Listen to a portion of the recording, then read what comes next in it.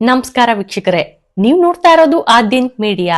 ಶನಿ ದೇವನ ದೃಷ್ಟಿ ನಮ್ಮ ಮೇಲ್ ಬಿದ್ರೆ ನಮ್ಗೆ ಶನಿ ಕಾಟ ತಪ್ಪಿದ್ದಲ್ಲ ಅಂತ ಅನ್ಕೊಂಡಿದೀರಾ? ಹಾಗಾದ್ರೆ ಶನಿ ದೇವನನ್ನ ನಾವ್ಯಾಕೆ ಕರ್ಮಫಲದಾತ ಅಂತ ಕರಿತಾ ಇದ್ವಿ?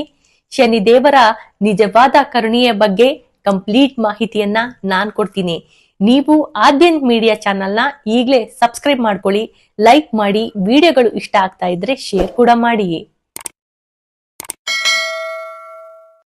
ನ್ಯಾಯ ದೇವತೆ ಶನೀಶ್ವರನಿಗೆ ಹಣ, ಕಾಸು, ಅಂತಸ್ತು ಮುಖ್ಯ ಅಲ್ಲ. ನೀವು ಮಾಡುವಂತಹ ಕರ್ಮ ಮಾತ್ರ ಆತನಿಗೆ ಮುಖ್ಯವಾಗುತ್ತೆ. ಸೂರ್ಯಪುತ್ರ ಶನೇಶ್ವರನ ಅನುಗ್ರಹ ನಿಮ್ಮ ಮೇಲೆ ಬಿದ್ರೆ ಕಡು ಬಡತನವು ದೂರವಾಗಿ ಶ್ರೀಮಂತರಾಗಬಹುದಂತೆ. ಅದು ಹೇಗೆ ಅಂತ ತಿಳ್ಕೊಬೇಕಾ?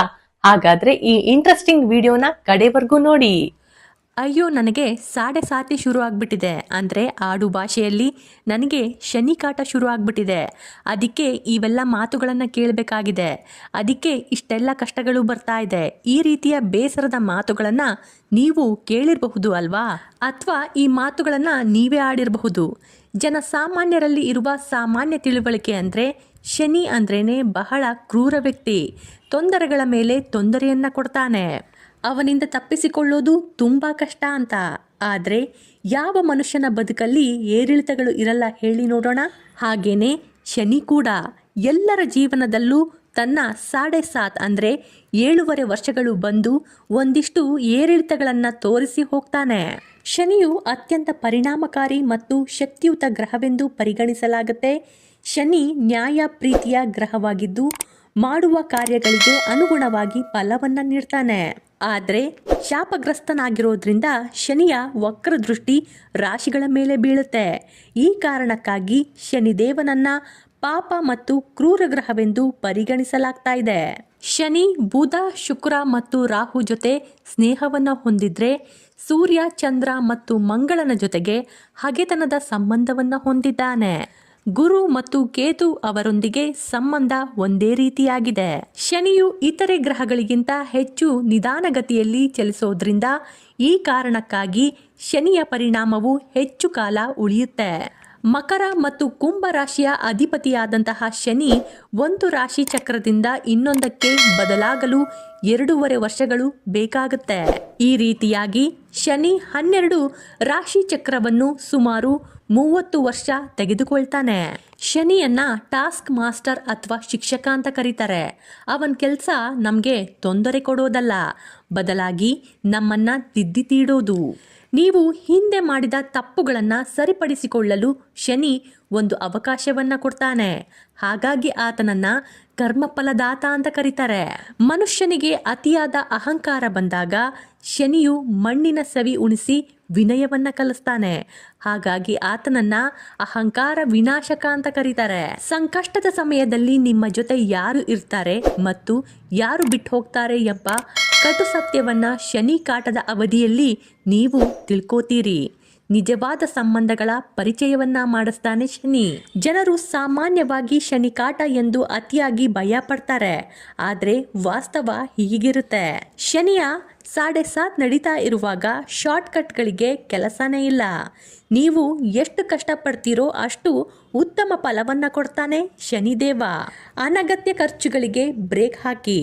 ಹಣದ ಮಹತ್ವ ಏನೆಂದು ಈ ಸಮಯ ಕಲಿಸುತ್ತೆ ನಿಮಗೆ.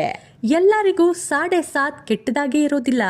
ವ್ಯಕ್ತಿಯ ಜಾತಕದಲ್ಲಿ ಶನಿಯು ಶುಭ ಸ್ಥಾನದಲ್ಲಿದ್ದರೆ ಅದೇ ಅವಧಿಯಲ್ಲಿ ಉನ್ನತ ಪದವಿ, ಅಧಿಕಾರ ಮತ್ತು ಸಂಪತ್ತು ದೊರೆಯುವ ಸಾಧ್ಯತೆಯೂ ಇರುತ್ತೆ.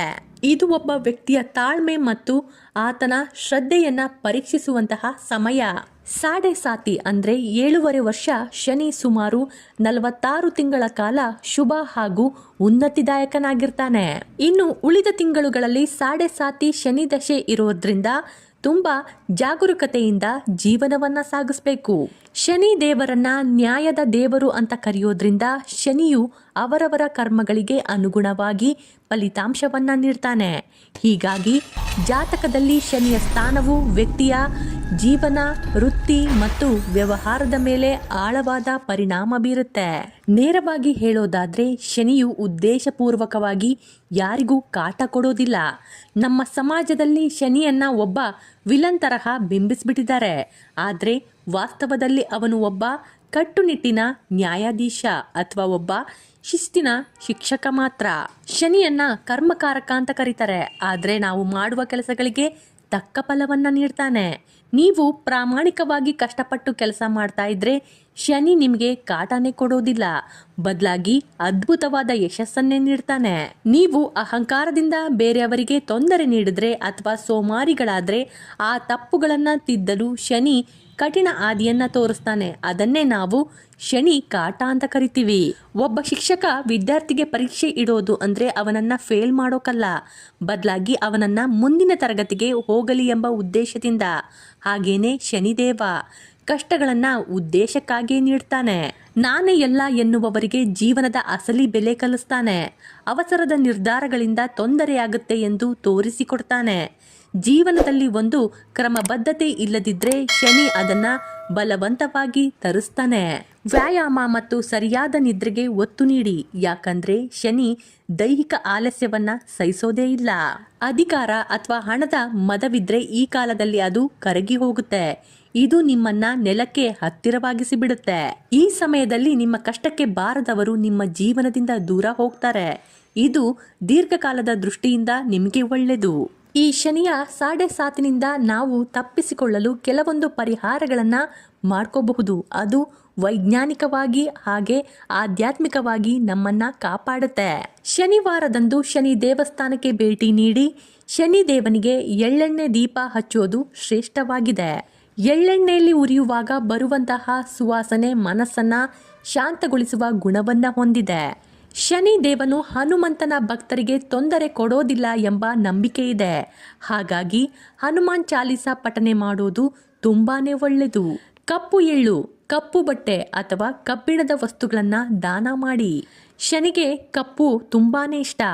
ಕಪ್ಪು ಬಣ್ಣವು ಶಕ್ತಿಯನ್ನ ಹೀರಿಕೊಳ್ಳುವ ಸಂಕೇತ. ಇದು ನಮ್ಮ ಸುತ್ತಲಿನ ನೆಗೆಟಿವ್ ಎನರ್ಜಿಯನ್ನ ಹೊರಹಾಕಲು ಸಹಾಯ ಮಾಡುತ್ತೆ. ನಿಮ್ಮ ಬಳಿ ಇರೋದನ್ನ ಇಲ್ಲದವರಿಗೆ ಹಂಚಿದಾಗ ನಮ್ಮಲ್ಲಿರುವಂತಹ ನಾನು ಎಂಬ ಭಾವನೆ ಕಡಿಮೆಯಾಗಿ ಮನಸ್ಸು ಹಗೂರವಾಗುತ್ತೆ. ಶನಿದೇವ ಇನ್ನೂ ಹೆಚ್ಚು ಪ್ರಸನ್ನನಾಗಬೇಕಾ? ₹1 ಖರ್ಚಿಲ್ಲದೆ ಇಷ್ಟ ಮಾಡಿ ಸಾಕು. ಯಾರಿಗೂ ಮೋಸ ಮಾಡಬೇಡಿ. ವಿಶೇಷವಾಗಿ ನಿಮ್ಮ ಕೈ ಕೆಳಗೆ ಕೆಲಸ ಮಾಡುವವರಿಗೆ ಸರಿಯಾದ ಸಂಬಳ ಮತ್ತು ಗೌರವ ನೀಡಿ. ನಿಮ್ಮ ಕೆಲಸವನ್ನ ದೇವರ ಕೆಲಸ ಅಂತ ಭಾವಿಸಿ ಭಕ್ತಿಯಿಂದ ಮಾಡಿ. ಹಸಿದವರಿಗೆ ಅನ್ನ ನೀಡಿ. ಸುಖ ಬಂದಾಗ ಹಿಗ್ಗಬೇಡಿ, ಕಷ್ಟ ಬಂದಾಗ ಕುಗ್ಗಬೇಡಿ. ಶನಿದೇವನಿಗೆ ಸುಳ್ಳು ಮತ್ತು ಮೋಸ ಇಷ್ಟವಾಗೋದಿಲ್ಲ. ನಿಮ್ಮ ಕೆಲಸದಲ್ಲಿ ಪ್ರಾಮಾಣಿಕವಾಗಿರಿ. ಸರಿಯಾದ ಸಮಯಕ್ಕೆ ಕೆಲಸ ಮಾಡೋದು ಮತ್ತು ಸೋಮಾರಿತನವನ್ನ ಬಿಡೋದು ಶನಿ ದೋಷದ ಪ್ರಭಾವ ತಗ್ಗಿಸಿಬಿಡುತ್ತೆ. ಈ ಸಮಯದಲ್ಲಿ ಅಡೆತಡೆಗಳು ಬರೋದು ಸಹಜ, ಆದ್ರಿಂದ ತಾಳ್ಮೆಯಿಂದ ಇರೋದು ಅತಿ ಅಗತ್ಯ. ಶನಿ ಕಾಟ ಎನ್ನೋದು ಶಿಕ್ಷೆ ಅಲ್ಲ, ಅದು ಶುದ್ಧೀಕರಣ. ಚಿನ್ನವನ್ನ ಬೆಂಕಿಗೆ ಸುಟ್ಟಾಗ ಹೇಗೆ ಅದು ಅಧಿಕ ಹೊಳಪನ್ನ ಪಡೆಯುತ್ತೋ ಹಾಗೆಯೇ ಮನುಷ್ಯ ಶನಿ ಕಾಟದಿಂದ ಹೆಚ್ಚು ಸ್ಟ್ರಾಂಗ್ ಆಗ್ತಾನೆ, ವ್ಯಕ್ತಿಯಾಗಿ ಹೊರಹೊಮ್ಮಿ ಬರ್ತಾನೆ. ಶನೇಶ್ವರ ಅನ್ಕೂಡ್ಲೆ ಯಾರೂನು ಭಯ ಪಡ್ಬೇಡಿ. ಆತ ಶಿಸ್ತಿನ ದೇವರು.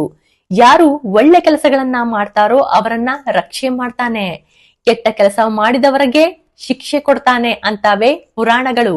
ನನ್ನ ವಿಡಿಯೋಗಳು ನಿಮ್ಗೆ ಇಷ್ಟ ಆಗ್ತಾ ಇದ್ರೆ ಲೈಕ್ ಮಾಡಿ, ಶೇರ್ ಮಾಡಿ, ಹಾಗೆ ಸಬ್ಸ್ಕ್ರೈಬ್ ಮಾಡೋದನ್ನ ಮಾತ್ರ ಮರಿಲೇಬೇಡಿ. ಧನ್ಯವಾದಗಳು.